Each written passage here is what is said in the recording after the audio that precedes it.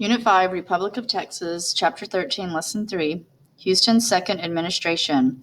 What changes did Houston's second term bring for the Republic and its government?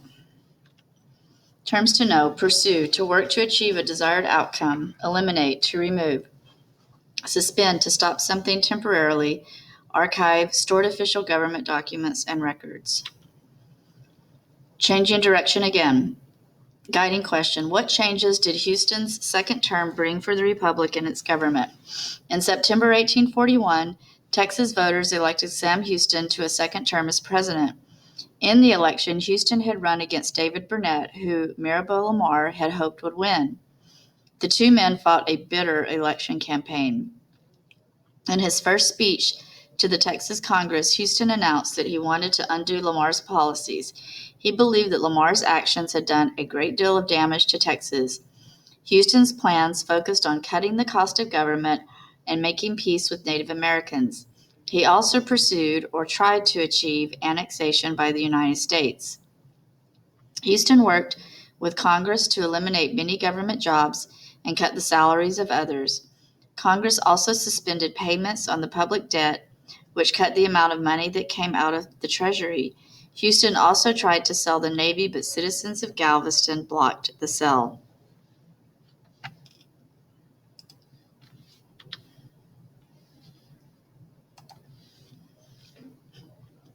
The government spent only about $500,000 during Houston's second term. Despite these steps, the public debt kept growing. It was almost $12 million by 1846.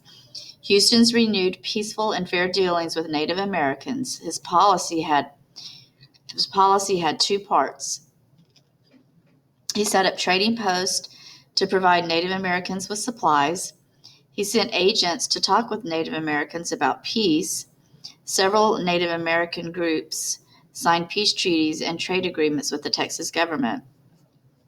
In October 1844, Houston met with leaders of the Comanche and 10 other Native American groups in a grand council near Waco. Houston told the leaders that a bad chief had taken his place and made war on the Comanches.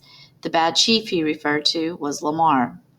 Houston explained that Lamar's policies had ended and that he, Houston, did not want war. Eventually, 11 Native American groups signed the peace and trade treaty that came out from these talks. New trouble with Mexico. Guiding question: how did relations with Mexico change during Houston's second term? President Houston also hoped for peace with Mexico. However, many Texans were angry about the capture of people involved in the Santa Fe expedition. They wanted war with Mexico, and soon they got their wish. In 1842, about 700 Mexican soldiers invaded Texas and captured San Antonio. They withdrew to Mexico, but Houston ordered the government's archives, or official documents and records, moved out of Austin in case of an attack. Austin citizens thought that Houston planned to move the capital. When Texas Rangers arrived to move the archives, some residents fired on them. To avoid bloodshed, the Rangers did not fire back. This event became known as the Archive War. The archives and the capital stayed in Austin. Later in the same year, in September, Mexican troops seized San Antonio again. Texas volunteers and Texas Rangers, led by Jack Coffee Hayes, fought against the Mexicans east of the city at the Battle of Salado Creek. The Texans defeated the Mexicans and ended the second invasion of San Antonio. Hayes was the hero of the Battle of Salado Creek. He also led the Rangers to victory in many other battles against the Mexicans. Hayes County is named after him. Texans continued to oppose the Mexican presence in Texas.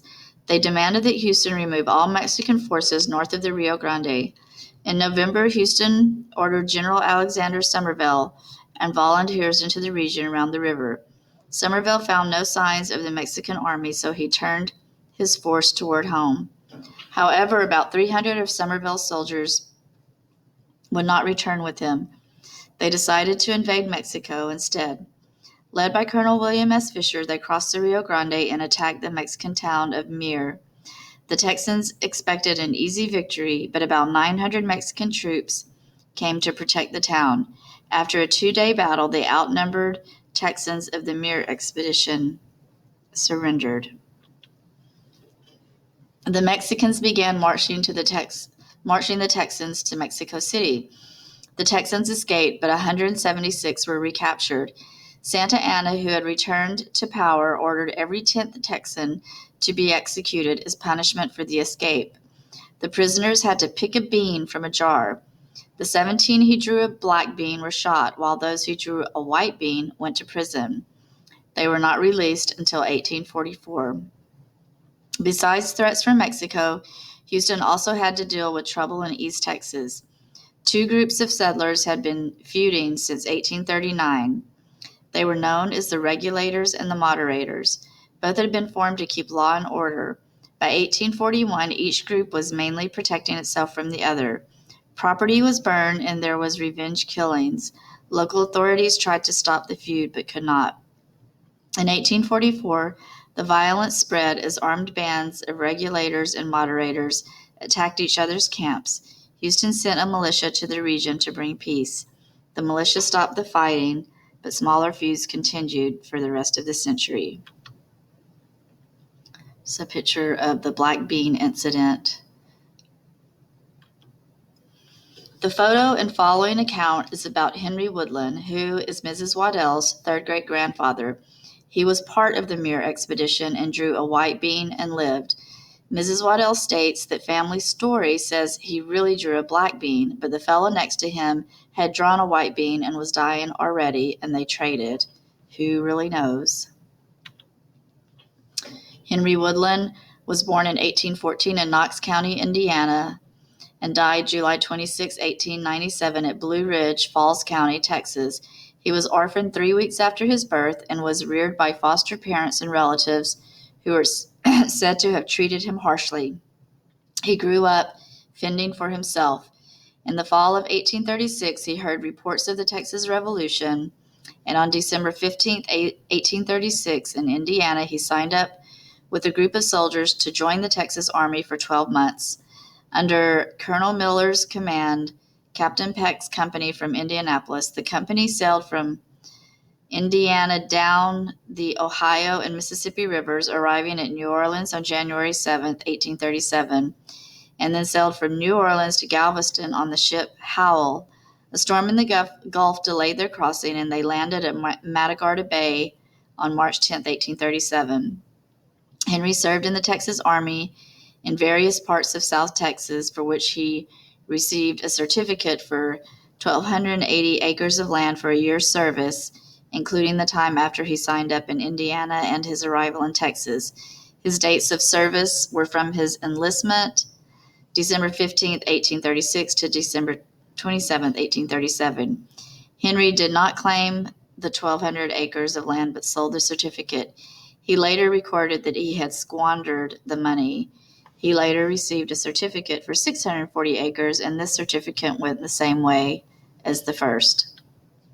During the next 4 years, Henry related that he worked at various jobs on a steamer, on a farm, and as a volunteer Texas Ranger during the Indian raids on settlers in 1839 in Captain Gill's company in General Alexander Somerville's brigade. He went from Brazoria to Navasota, back to Springfield, Viesca in Falls County, and on to Granbury. One Indian nearly killed him during his time. In 1842, he was one of the 300 men organized under Colonel W.S. Fisher after the disastrous fight of Captain Nicholas Mosby Dawson, who crossed the Rio Grande River and attached Muir, a strategic Mexican point with a strong garrison. After a bloody fight, the Texans were defeated and captured. The expedition became known as the Muir Expedition, and Henry Woodland was one of the men captured. Of the 176 imprisoned at Perote, Mexico, 1 in 10 would be shot. 17 black beans and 159 white beans were placed together, and the prisoners had to draw the bean which would determine life or death. Henry was among the ones who chose a white bean for life. These men were kept in prison at Perote until released early in 1844, while others were kept in prison at Veracruz near Mexico City. Captain William Riles discharged him September 1844 by Colonel L. Fisher. He received $605 for his service, horse and equipment in 1850. The captain stated that Henry Woodland was a mounted ranger, furnished his own horse, arms, and equipment. He was a private and was kept in chains sometimes during his 2 years imprisonment. These and most of his life's accounts are recorded in his memoirs.